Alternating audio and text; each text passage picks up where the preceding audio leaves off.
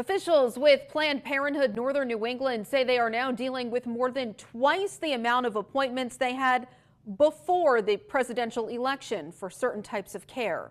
Providers are seeing the uptick at all 7 of their locations around Vermont, similar to what happened after November of 2016. ABC 22's Matt Holderman spoke with Planned Parenthood leaders today, and he is now live tonight from the newsroom. Matt? Yeah, Lauren, that's right. Officials told me they also saw this increase in 2022 after the Supreme Court overturned Roe v. Wade. Now, the types of appointments that have doubled are for what they call long-term contraceptives, and officials think it's out of fear that those options may not be available in a few years.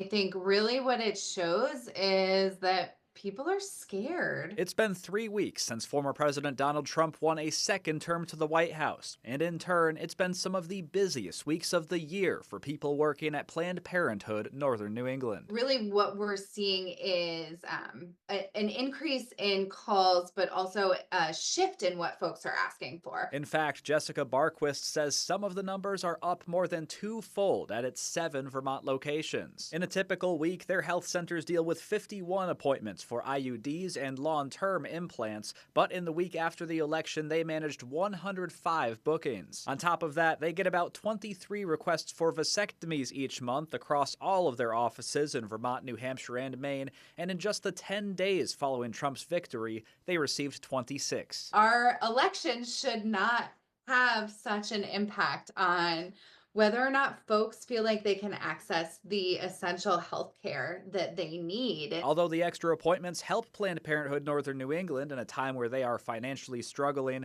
they say it's not for a good reason. They think people are making the appointments because they're scared of those care options either becoming unaffordable or inaccessible under Trump's administration. The president-elect has talked about defunding Planned Parenthood nationally, and during his last presidency instituted a gag rule on Title X funding. To do what they can to protect those options in Vermont, Barquist says her colleagues are talking with state leaders about putting extra money for them in the state's budget should federal funding be slashed. It is likely that there will be things that that we can address, particularly in funding, that the state can backfill that funding.